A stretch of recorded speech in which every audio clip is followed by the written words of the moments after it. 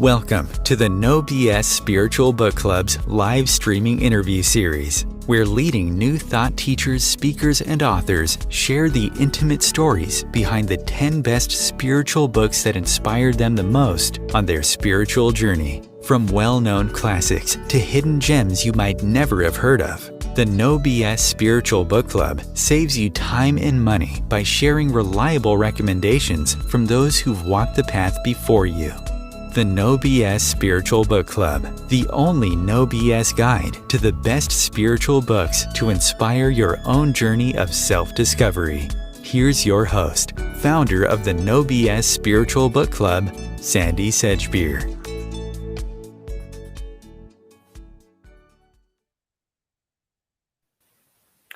Hello and welcome to the No BS Spiritual Book Club's live video series.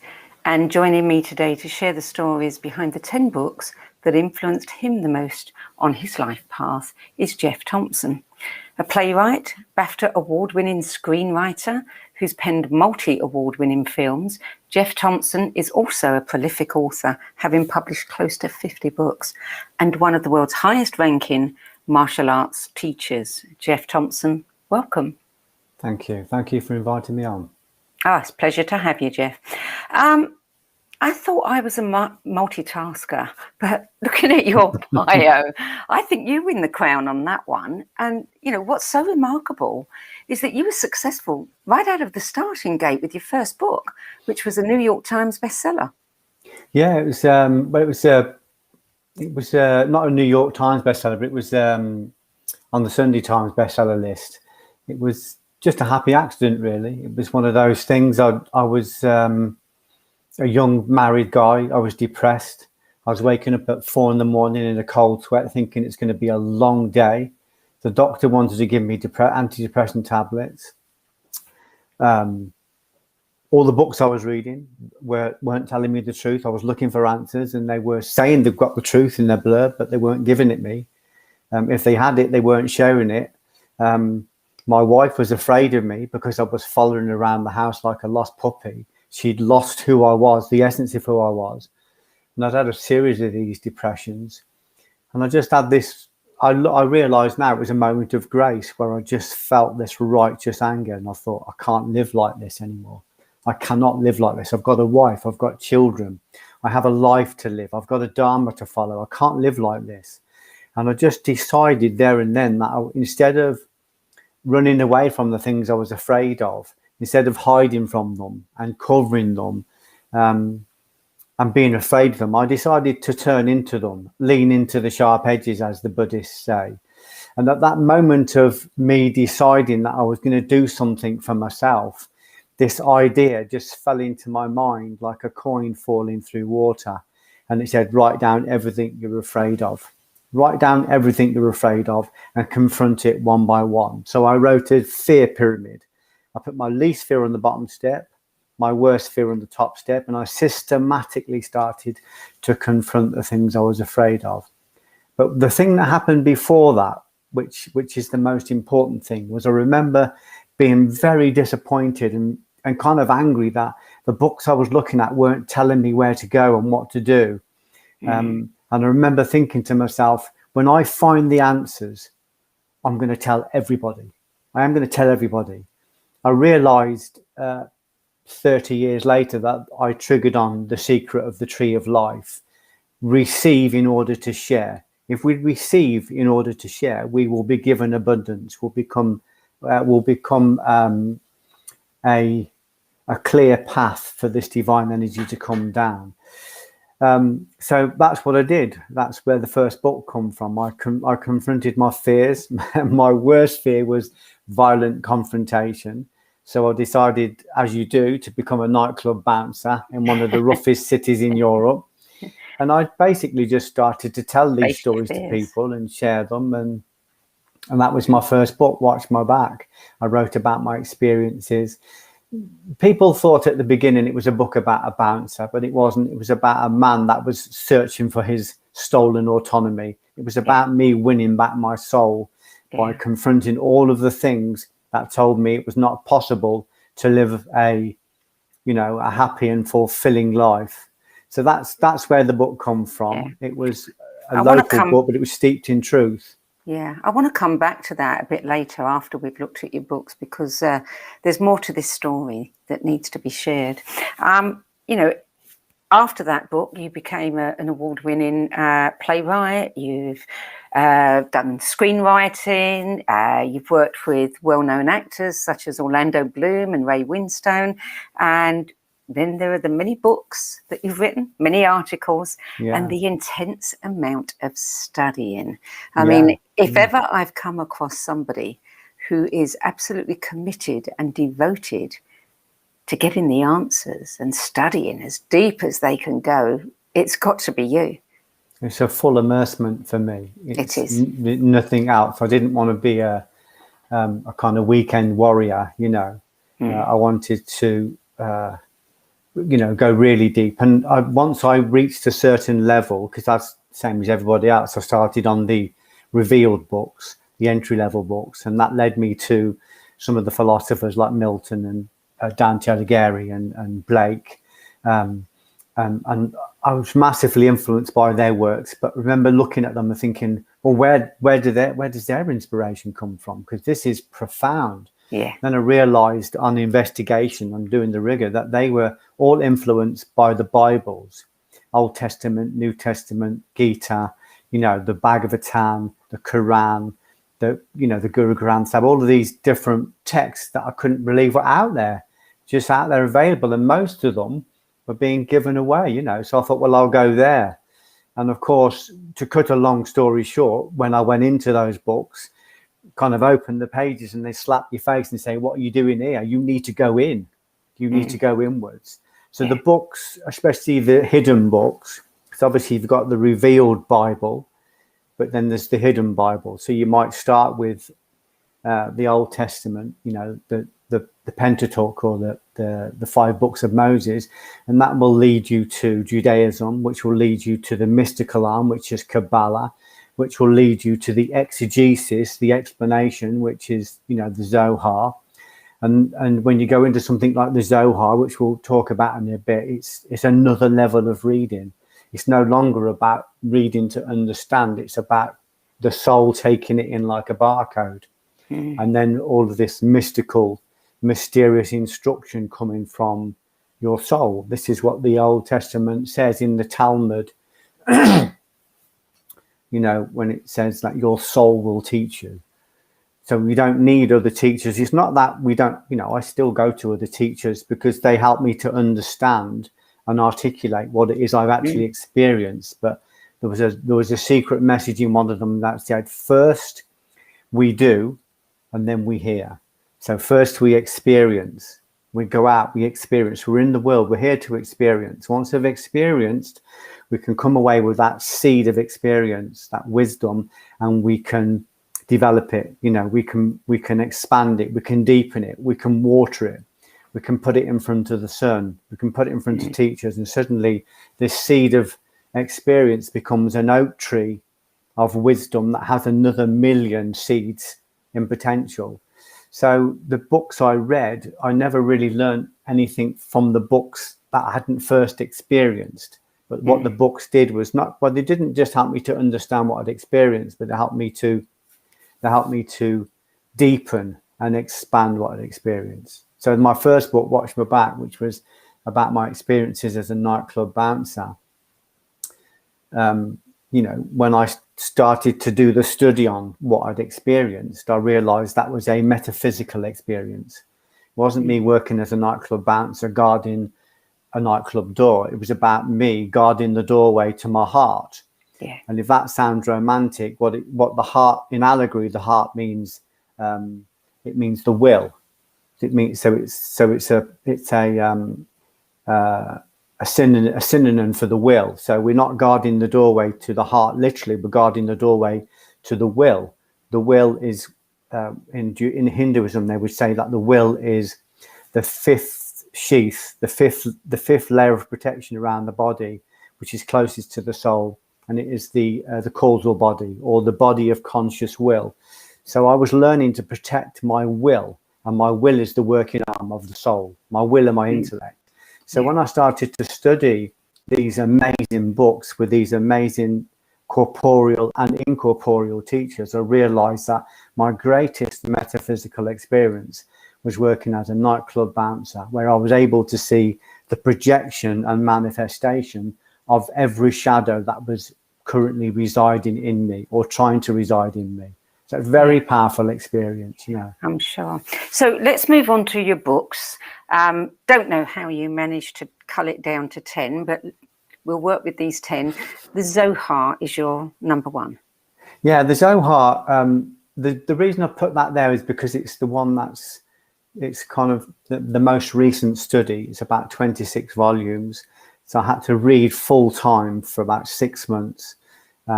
And you, at the very beginning of the Zohar, and again, the Zohar is the explanation of the Torah and of the Kabbalah, the mystical arm of Judaism.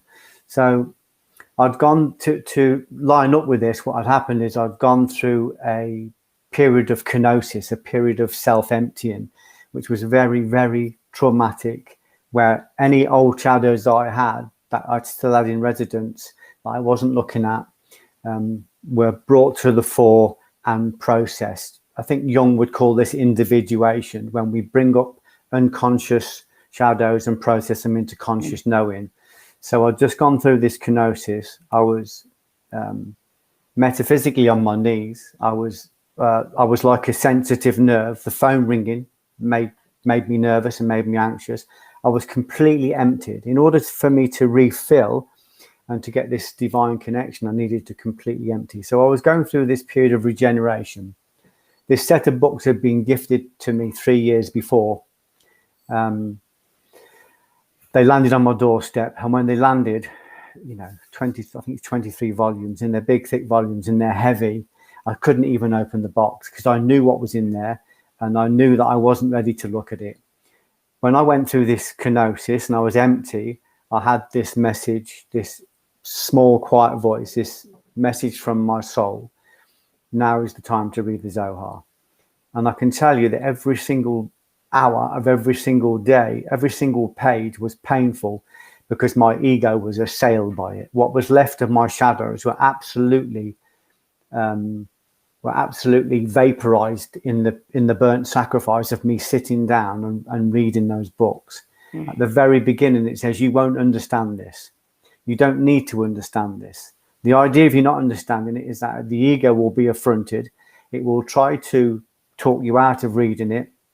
You will have to subjugate the ego, and then this knowledge can come in. It will come in, and it will come in like an antiseptic, and it will clean you out, and it will also rebuild your inner world.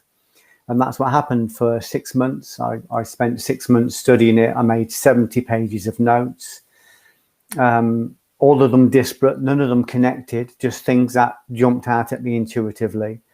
And then at the end of the reading, I went through the 70 pages of notes, reduced them to 35, then reduced them to 10. And eventually I was able, through this process of contraction, I reduced it to one word.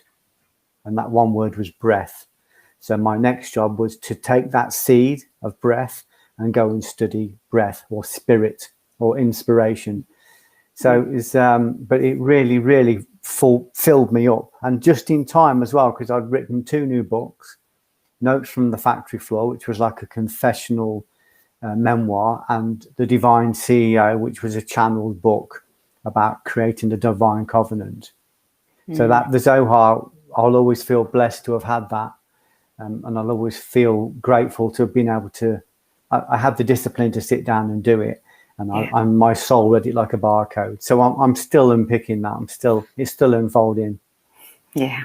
So book number 2, I'm not sure how to pronounce this. Srimad Bhagavatam. The Srimad Bhagavatam, yeah. Bhagavatam. The Srimad Bhagavatam was a similar thing earlier in my development. I love Hinduism. This is the reduction. I think it's something like 30,000 verses.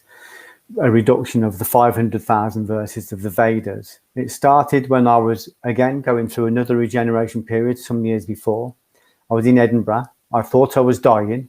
My spiritual development wasn't strong enough at the time to understand I was going through a regeneration. And I've had several of these. And I was walking through the streets of Edinburgh. I was asking for guidance, and a guy approached me with a tiny little pamphlet, and it was verses from the Bhagavad Gita, and it was, blue men on the front because Krishna was blue in all the drawings. And I looked at it; it looked very strange, and I thought, I'm not sure about this. I looked at the back, and it talked about self-sovereignty. So I thought, I need to look at this. So I read this tiny little pamphlet, and it really spoke to me. It talked about winning back our autonomy, winning back our sovereignty. So I recognized it was verses from the Bhagavad Gita. The Bhagavad Gita is a big tome, so I bought the Gita. It was a challenging read, and it was all about Prince Arjuna winning his kingdom back that had been stolen from by his corrupt cousins. I read the Gita, felt quite proud of myself, and then realized at the end of the Gita it was just one chapter of the Mahabharata. So I thought, right, I'll get the Mahabharata. I'm going on holiday, I'll read full time. I read the Mahabharata. It's a huge book, and it's an epic. It's an Indian epic. It's thousands of years old. I got to the end and thought, I've read the Mahabharata. I felt very proud of myself. But right at the end, it said, this is just one chapter of the Srimad Bhagavatam, which was like 14 volumes, which was, and again, I went through the same process. My children bought me the books. I read them full time. And at the end of it, I thought, I really have finished now. And of course, at the end, it said, this is just selected verses from the Vedas, which are 500,000 verses long. But what I loved about it, Sandie, was the fact that every story, every parable was said the same thing. You have an issue, you have a problem, it's unassailable, you can't fix it. Turn to me, surrender to me. If you surrender to me, your problem, stepping over your problems will be as simple as stepping over the hoof print of a calf in the mud. When Arjuna is at the battleground in Kurukshetra, and the whole world is within this battleground, it's a vast battleground. Lord Krishna, who's his chariot driver, says, if you surrender to me, stepping across this battlefield will be as simple as stepping across the hoof print of a calf in the mud. And that's what it's saying. All of your problems are unassailable. You will not fix them. But if you surrender to me, so it's saying if we surrender to our higher consciousness, if we surrender to the divine Sat-Nav, all the answers are there. So the Gita and the Srimad Bhagavatam, I love these books. I got so much from them. But I had to hear it. I had to read 40,000 verses before it finally sank in. 40,000 verses that were saying the same thing. Yeah. You can't fix this. Surrender to me. You cannot fix this. Surrender to me. And of course, that's where I am now. I've surrendered. I've surrendered myself to my higher soul, to God, to the universe, whatever you want to call it. And I just take the commands. He says, move left, move right, move forward, stay still, push, yield. And everything, this covenant that I've got with God just says, if you do what I ask you to do, and go where I ask you to go, write what I ask you to write, everything you need will be provided. So that's my new covenant. So then you read, or maybe not then, but at some point, number 3 on your list is the Holy Quran. What did you take from that? Oh, the Quran. Wow. You know what, the strangest thing, when I read the Quran, everything was cleared from my diary so that I could sit down and read full time. Because there's always a danger when you pick up a big book to go into it, and the ego goes, we don't get this, we don't understand it, move on, put it away. It's dogma. There's lots of house ghosts that stop us from trying to enter into the hidden books. So I sat with this book, and when I opened the pages, I could smell its aroma. There was a divine aroma coming off it, and it made me feel high. And I said to my wife, God, can you smell this? And she smelled it. She said, I can't smell anything. My wife took poorly, nothing bad. She just didn't feel very well. And she stayed in bed for a few days because she didn't feel very well. And it enabled me to sit down full time and finish it. Everything moved itself out of the way so I could sit and read this book. And the biggest thing I got from it was basically that the those who read the Quran write the Quran. You know, when you look into that book, it's a mirror. If you see hatred, if you see murder, if you see all the normal dogma that you expect from a Bible, you're just seeing what's hidden in you. What I seen in this book was love, love, love, especially in the final verses where it's poetic. And the prophet was told that for every difficulty, we know it's difficult. You're in the great earth, it's difficult. But for every difficulty, we will give you one easy. For every difficulty, we will give you one easy. And it also said, look, when you leave this body, you're going to go into a place and there's going to be 2 queues. And the longest queue is going to be for excuse makers.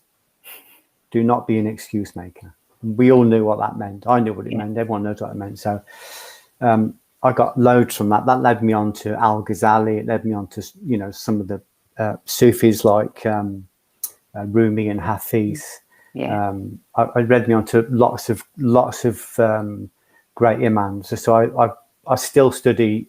I still study the Quran. I still study Islam. You know, I still study some of these great writers. There's a great book called Letters to a Disciple by Al-Ghazali. Very small book, but one of the best books ever written, just about him talking to a student who's asking him some telling questions, and it's very beautiful. So book number 4, Beelzebub's Tales to His Grandson by George Gurdjieff. Yeah, well, Gurdjieff I've always considered George Gurdjieff to be my teacher, to be my main teacher, because he's a pragmatist. He's like you. He's kind of saying, look, if we can't make this work with our finances, with our relationships, you know, with our careers, if we can't make it with our health, what use is of it? What's the use of going off and living in a cave? You know, his system was called the Fourth Way, which is a way of combining everything we've heard before, but putting it into everyday use. So Gurdjieff would famously create environments, manufactured environments, like an old house somewhere, bring people together for a year and just make them live together and complete, you know, different tasks. And he would always bring in an antagonist, someone who naturally, unconsciously antagonized people, and he would just watch what rose up. And he would say, we want you to observe what rises up. We want you to observe it, but don't engage it. We want you to observe it, but don't identify with it.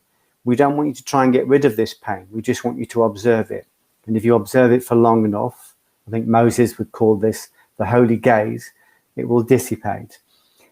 So I loved him because he was kind of saying what you say on your show: do the work, do the work, do the work. Don't hide from real life. Don't hide from what's inside you. Don't hide from what's in the world. So Gurdjieff was, when I read again, it's a big tome. It's deliberately esoteric. So it's deliberately written in a way to trip up the ego, to make the ego put it down, just so that you can see how frightened and how opposed the ego is to anything that's going to free you. And it offended me so much. I was on a ship in the Caribbean and I nearly threw it overboard. I was so offended by it. Thank you, Mr. Gurdjieff. But I read this book all the way through. My eyes were nearly bleeding. And at the very end, I got what I needed. He did this little letter at the end. He said, "Oh, you brave people, you know, you hardy people. You think you've got something. You think you're somewhere." He said, "But one negative email, and you know, you're falling over yourself with grief, and one pseudo prize, and you're congratulating yourself." He said, "The next phone call could take your autonomy away like that." And I was so offended because that was me. I was a senior martial artist. I thought I was doing well. I thought I'd got some sovereignty. And Gurdjieff made me realize I hadn't even really started. And it was so upsetting to think, I thought I was doing something, you know. So I got loads and loads and loads from Gurdjieff. The more you do, the more there is to do sometimes. Well, it's infinite, isn't it? Yeah. Our potential to finesse and to refine and to expand the intellect and to strengthen the will, it's infinite. And thank goodness it is. Yeah. So book number 5 is The Absence of Felicity by Helen Schuckman. Yeah, well, for those that don't know, Helen Schuckman was the professor a famous atheist who transcribed the Course in Miracles. Very, very famous book. Very revered book. What I loved about this biography of Helen Schumann was the fact that she wasn't what you expected. You expected her to be, kind of pious and holy and without fault, but she was absolutely affronted by the stuff that was coming through. She was having mystical experiences with Jesus, and she was having these miracles happening all around her and bringing through the most profound material, but just continually doubted it because because it defied everything she'd learned in science, but yet she still kept putting it down. But there was one story in this that I loved, where she had a vision of going to this Edenic place. And in this Edenic place was this very kind man who said to her, look, if you wanted to, you could come here all the time. And she said, well, if I come here, because she's very suspicious, I'd have to bring my things. He said, well, you won't need your things. You won't need anything. Everything is supplied here. And she said, yeah, what you're telling me already then, that there's caveats. I can't bring my own things. And he said, no, I'm not saying that. I'm saying bring them, but you won't need them. And she said, well, if I don't bring my things, how will people know who I am? And he said, oh, that's easy. Just be kind. Just be kind and everybody will know who you are. And that was it. That's the sum of every Bible I've ever read. Just be kind. And I loved that story. I loved her honesty. I loved how painful it was for her to see the truth because she was a medical professor. So everything she'd learned,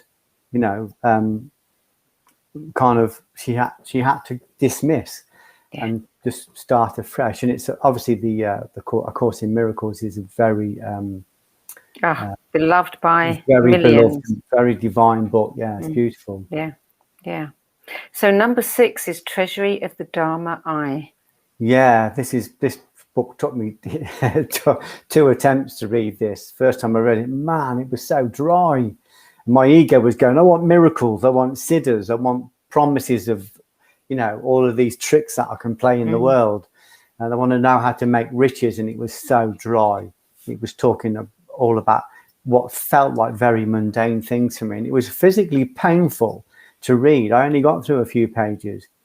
But I was attracted to the fact that they said it was probably the most intellectual and most revered book ever written on Buddhism by a monk called Dojan.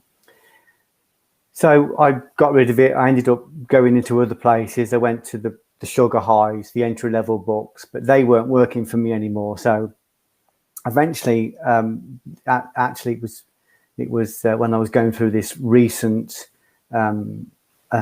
regeneration that I went back into Dojan, and I went through it, and I systematically read. I've developed enough discipline to sit down and read, even if I don't understand.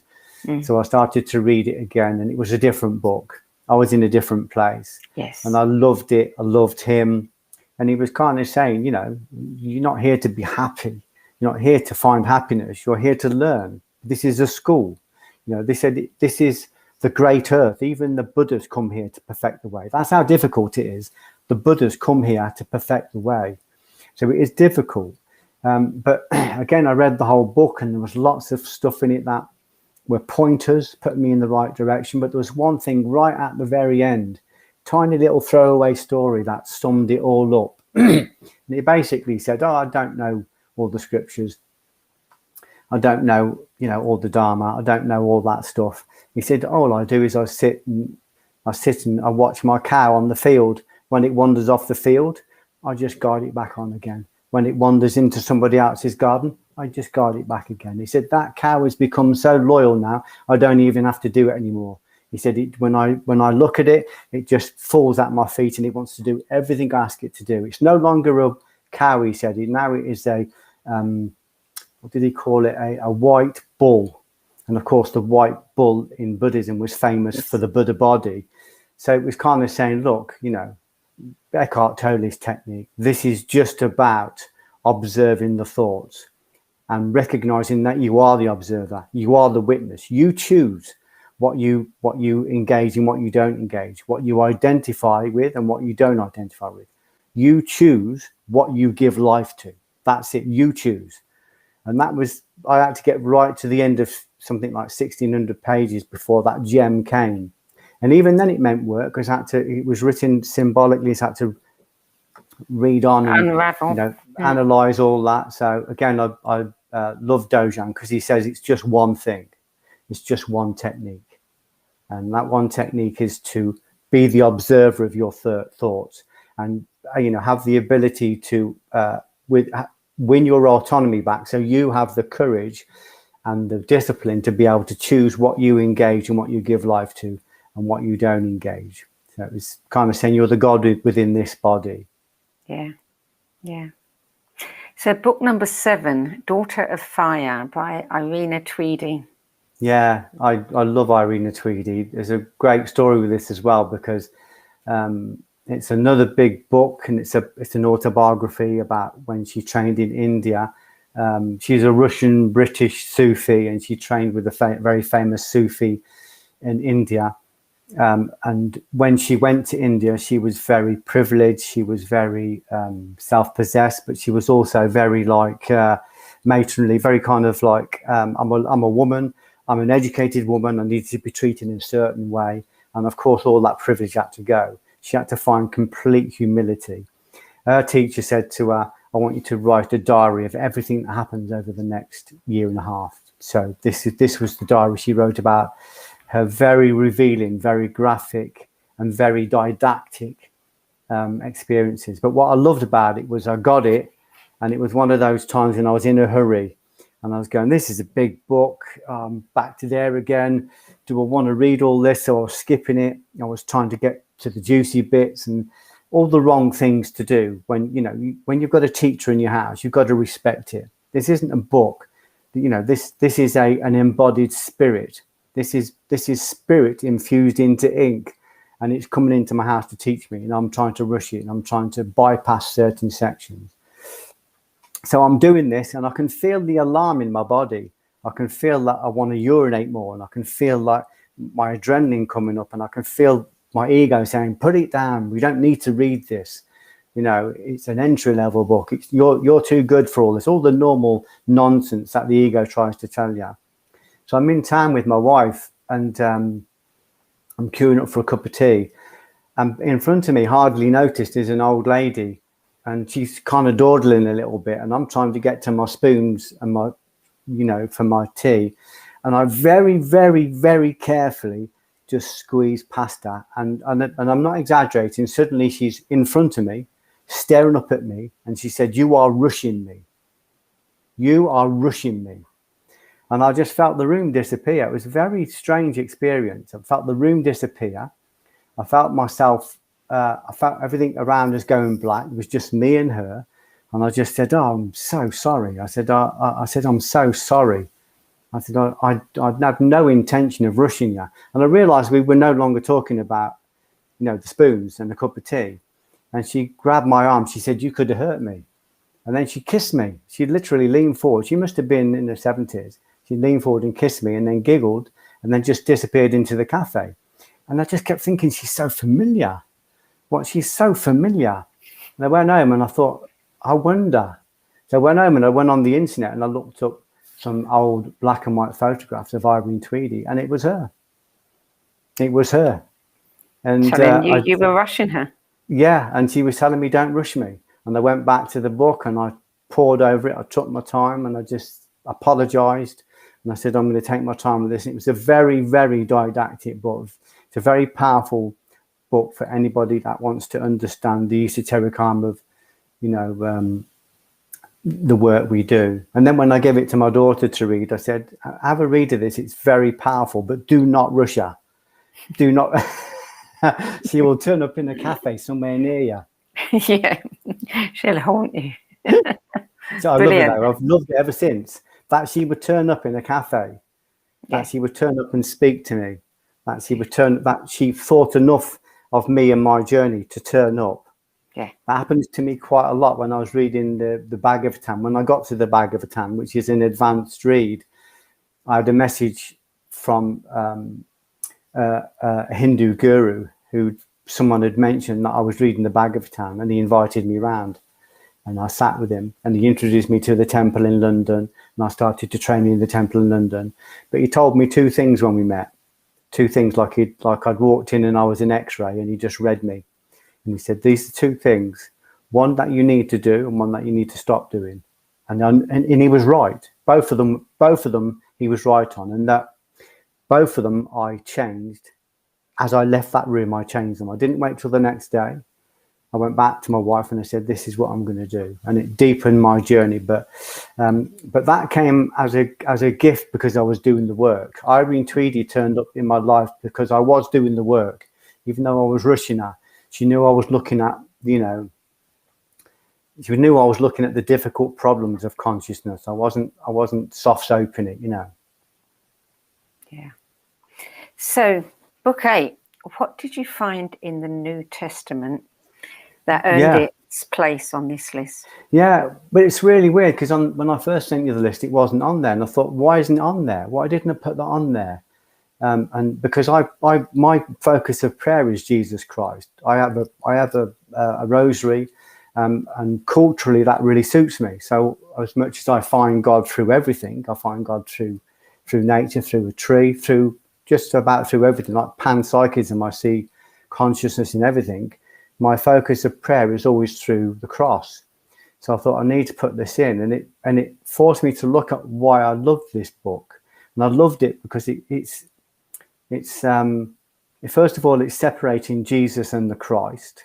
So people talk about Jesus Christ. So first of all, it's saying Jesus was a man, but Christ is an energy. And Christ was the energy that he received when he aligned himself to righteousness, when he aligned himself to his own potential.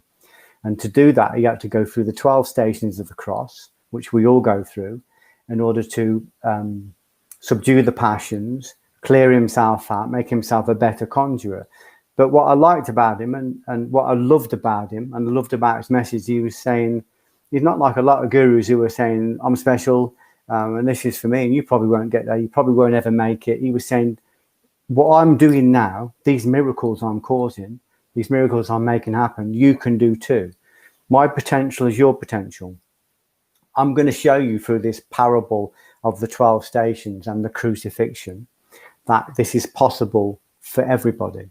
So the crucifixion is really about, when they talk about being Christed, it really means that we're being magnified by 1,000 times. So we go from 100-watt bulb to 1,000-watt bulb. But to get there, we have to go through this subjugation of the passions. And I love the courage of him, because if you imagine what it must have been like, people talk about Jesus and they talk about the miracles, but they don't talk about the fact that he must have been a tremendous threat to the authorities, to the prevailing religions, to anybody that was anywhere close to him. He was bringing people back from the dead. He was creating miracles. He was defying science. These aren't just like allegories or metaphors. He was literally defying science. And the moment he started to do that, they nailed him to the wood. So if you could just imagine now, if I started to openly do miracles around people, how much of a threat, how I would suddenly get noticed by authorities, by government, by gangsters, by positive forces, by negative forces. I would be noticed. I would only have to do one legitimate miracle openly that someone could see, and my life would never be the same again. There would be people trying to kill me. I love the courage of the fact that he said, I'm going to do this, and at some point you will do it too, and at some point it will become ordinary, because it is part of the human condition, it's part of the human potential. So he was the first through the door, and the first through the door always gets blooded. Yeah. We're going to have to speed it up a little bit. I mean, I'm absolutely fascinated by what you're sharing. And I know, and I would heartily encourage people to go to your page on the website and read your descriptions of these books, because we're just skating over the top of it here. And they're very deep and they're very profound. But we do have a bit of a time constraint. Absolutely, Number 9, 100,000 Songs of Milarepa. Yeah. Well, Milarepa, I didn't really know Milarepa until he appeared to me in a vision. Again, I've gone through lots of cleansing in my life. I was sexually abused at the age of 11. As a displacement, when I was an adult, I built myself into a machine, and I became very violent and became a nightclub bouncer, and I accumulated a lot of negative karma. Milarepa appeared in front of me in a dream, in a vision, more real than this, more real than the dimensions around us. And I looked at him. I didn't know it was Milarepa, just looked this little green guy, very small. And my wife was with me in the dream. And he just looked at me, and I didn't trust him. I didn't trust teachers because I'd been abused by a teacher. And he looked at me, and he just tipped his head like that. And he said, "What have they done to you, Geoffrey?"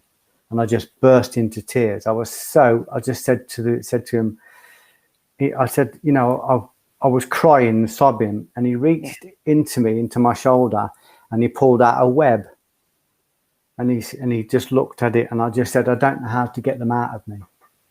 And that's what I said. He asked me for money. I gave him some, but that made me even more suspicious. But he took the money without looking at it and passed it on, which was saying there's a cost. It wasn't about money.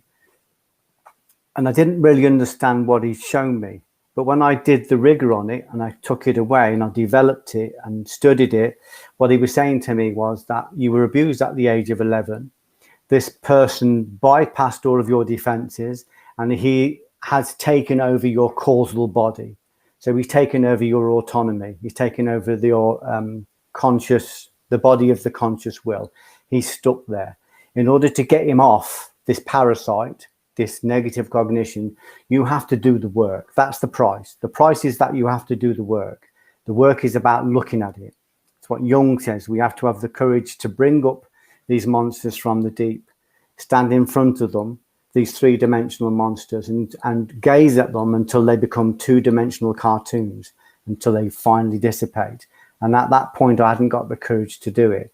So reading Milarepa's opus, and the reason I was attracted to Milarepa particularly was because he was a murderer turned saint, and I associated with that because I'd been very violent. And I realized it was Milarepa because, again, I'd got this image of him in my head, and I started to scour the internet for images of ancient gurus, and he came up, and he was the one that was in my vision. And he was green because he lived in a cave for many years and only ate nettles and drank nettle tea. But it was him. So I read 100,000 songs of Milarepa. Again, it's a beautiful poetic book, but it's also very didactic. It talks about how he battled with demons, how he contracted before he could expand, how he expanded as a way of contracting. It was just a lot of techniques hidden within the verses. So a very, very beautiful book. Mm. Book number 10. This one turns up again and again and again, and I don't think any of us are surprised. It is The Power of Now by Eckhart Tolle. Yeah, I thought about not placing it on the list because I knew so many people would, but I just thought that would be disingenuous, because pretty much I get a lot of people writing to me through my Instagram page, and I've had people writing to me for years and years. And I always recommend this book because I would say it's the best book in the world at the moment for this specific technique, what I call the holy gaze. There's a piece in the Old Testament where they talk about Moses who killed an Egyptian just by looking at him. And in the Old Testament, in the Zohar, they describe the Egyptian as just another name for the ego or for the evil inclination. And he was able to destroy this evil inclination or this negative cognition just by observing it. So Eckhart Tolle's technique is bona fide. It's also ancient. It has great lineage, and I think he's the best person in the world who describes this technique. He describes it beautifully, and every time you go into the book, you get more and more. Someone said to me, I said to someone recently, you need to read The Power of Now.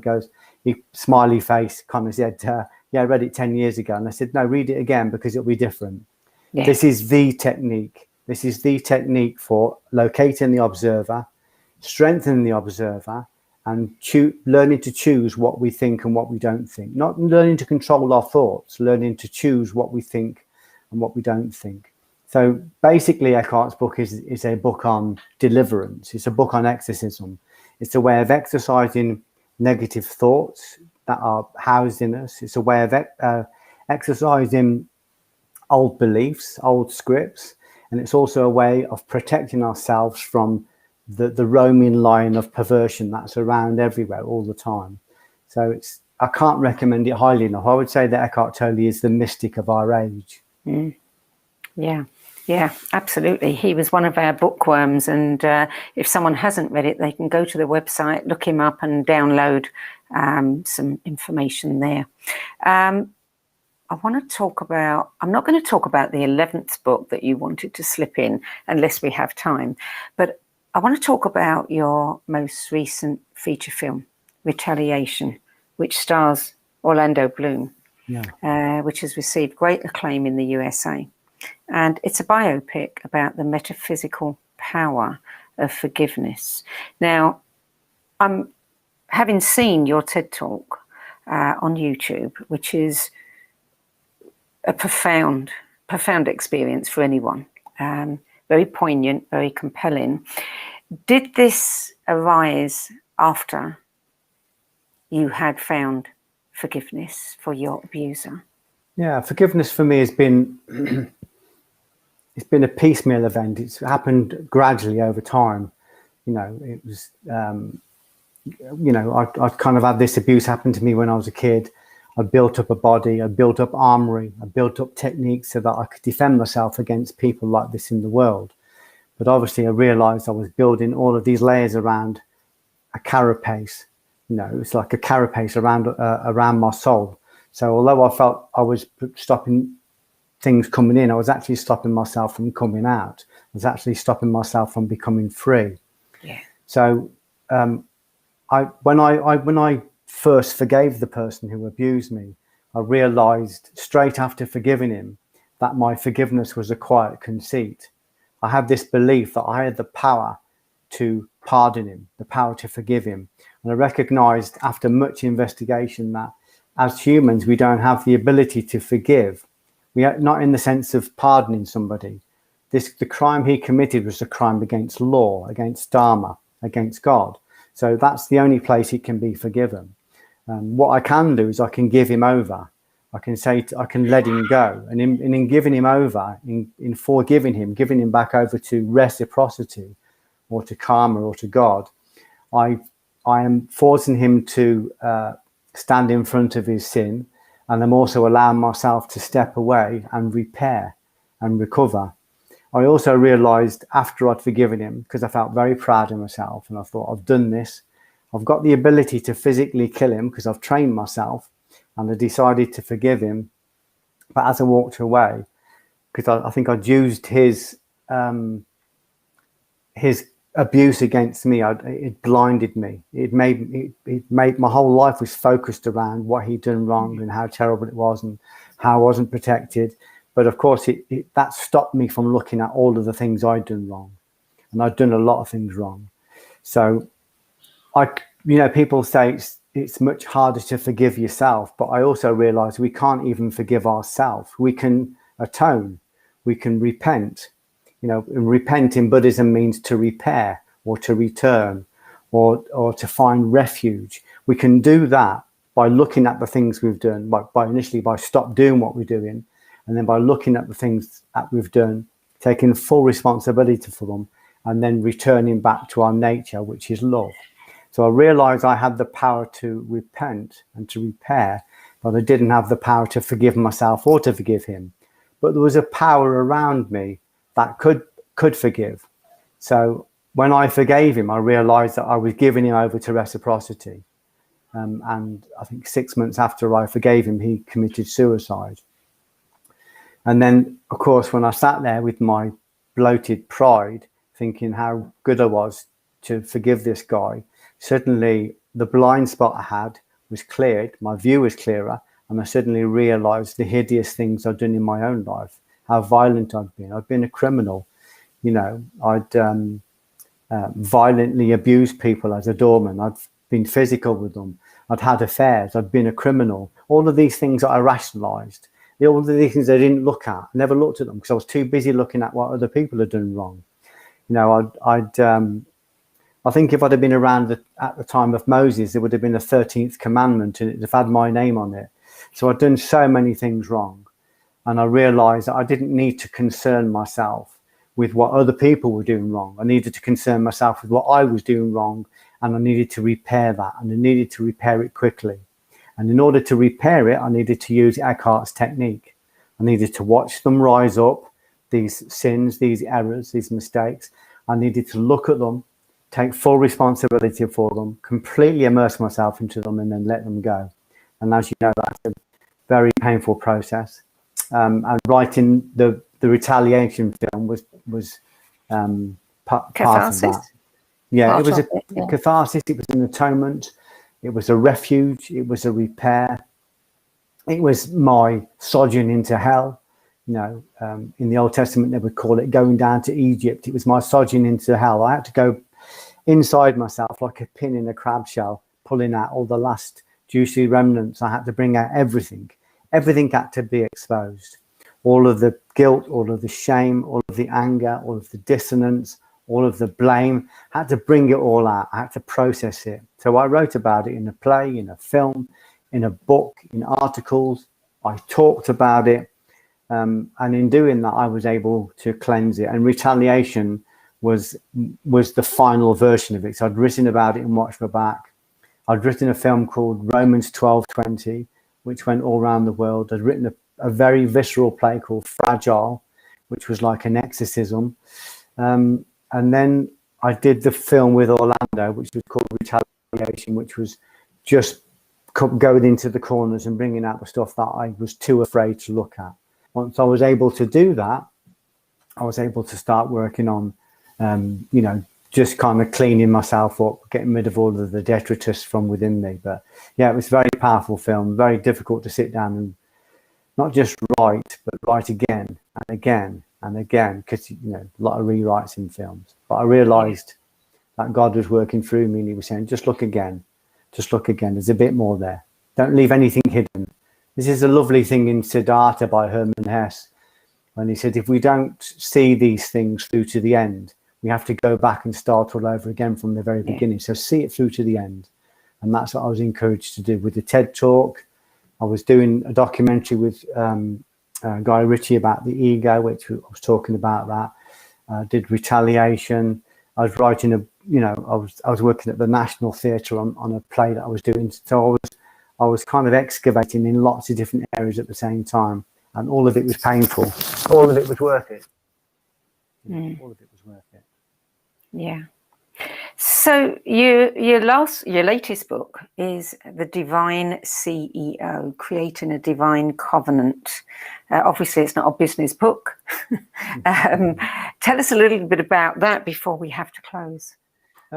That's basically really what we've been talking about now. It's about saying rather than just work in the vegetable realm or the animal realm. Judaism talks about the vegetable realm, the animal realm, the human realm, and the highest potential is the human realm. So the vegetable realm is the masses, and the animal realm is kind of the entrepreneurs and the businessmen and the money makers.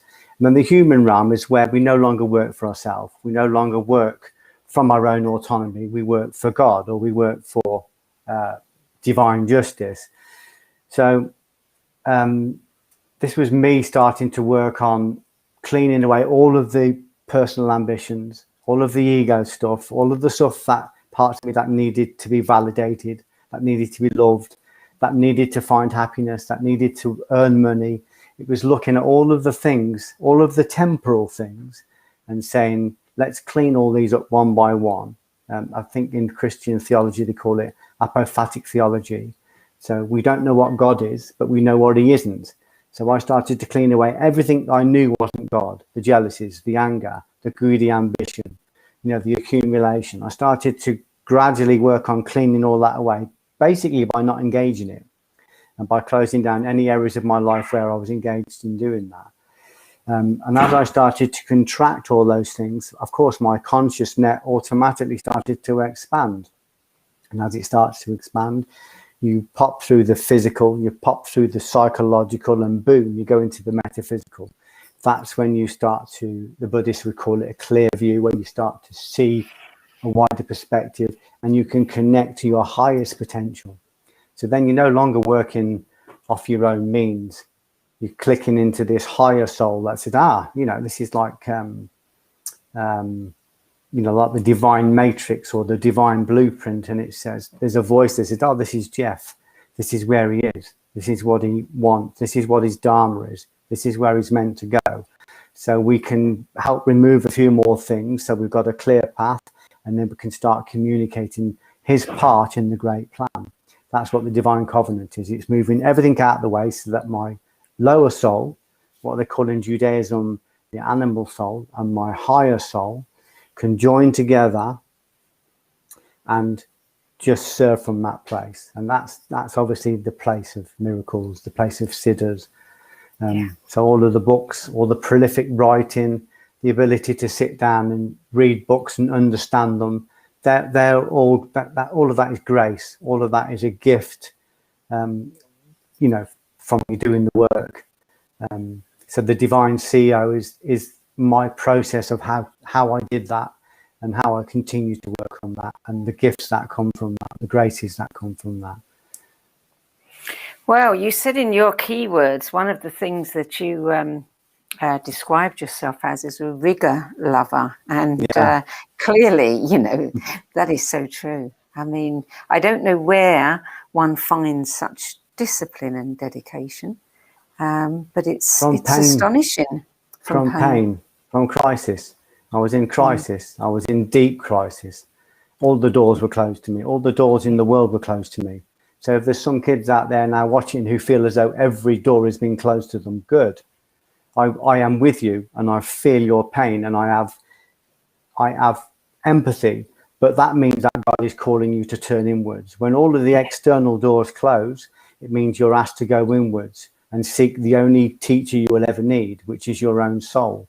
Your own soul will teach you. There's a lovely sign in the Old Testament, very didactic. It says, tell them to build a temple and I will reside in them. It's amazing. Build a temple. We build a temple by doing the things we said, getting rid of all of the limiting temporal things and just create, just exposing what is real, what is permanent, what is always there. So my whole life has been about building the temple, and I've been led to the right books, the right teachers, the right podcasts, the right articles, the right people. They even turn up in cafes in Coventry. There you go. Yes, yeah. They even come back. So the rigor is there because I've been directed to do the rigor, and the martial arts has taught me to be very disciplined. So I can do the work even if the work's uncomfortable. I can do the work even if the work burns. I recognize that there is no growth in comfort. I am not here to looking to be happy. This is a classroom. I want to contract and expand, and ironically, that makes me happy. I was going to say that must make you happy. Yeah. It does. Yeah, it does, because every day that's what I do. There's nothing in my life at all, and it's took me 5 years to contract to this, but there's nothing in my life that doesn't come from a place of love. Everything I do in my life, from what I read, what I write, my walks, my conversations with my wife, with my friends, everything comes from that desire to serve God. Whereas before, 20% of my life or 10% of my life was, aimed at the divine, and the other 95% was aimed at getting followers and making a living. And I was guided to reverse that. And so I'm not dipping in and out of prayer once a day or once a week. I'm waking up talking to God. I'm talking to God all day. I go to sleep at night talking to God. There are no doubts in my mind about God, no doubts at all. The only doubts I have are my ability to handle the energy that he puts through me, because sometimes it's overwhelming. Well, I say it's overwhelming, it's not, because I haven't been overwhelmed. But it is very powerful if I don't manage it, because I do have a job to, we have to manage it, don't we? It's a very, very real energy, very real and beautiful power, but it's not good for the ego. If the ego tries to grab hold of it, it gets burned very quickly. Yeah. Geoff, from my point of view, this has been so enlightening, so instructive, so enjoyable, pretty amazing, because I don't think I've ever met anyone quite like you. And your contribution to the No BS Spiritual Book Club Library, I think, is very, very profound. Thank you. Thank you for taking the time and putting your, discipline and fierce attention that you have to work for us, so that we can benefit from that. Thank you, and thank you for inviting me on. I love your site. I love what you do. So I feel very honoured to be here. Thank you, Geoff. And with that, thank you to you at home as well. If you want to see any previous videos in this series, you can go to our YouTube channel. You can subscribe there. You can also go to the video page at the nobsspiritualbookclub.com, where you can sign up to our newsletter, and you'll be the first to know who's coming up next. This particular interview will be edited, and it will be on the website and on YouTube within a week. So if you want to watch it again, that's the place to go. That's it for us. Thank you very much, and I look forward to being with you at the same time next week.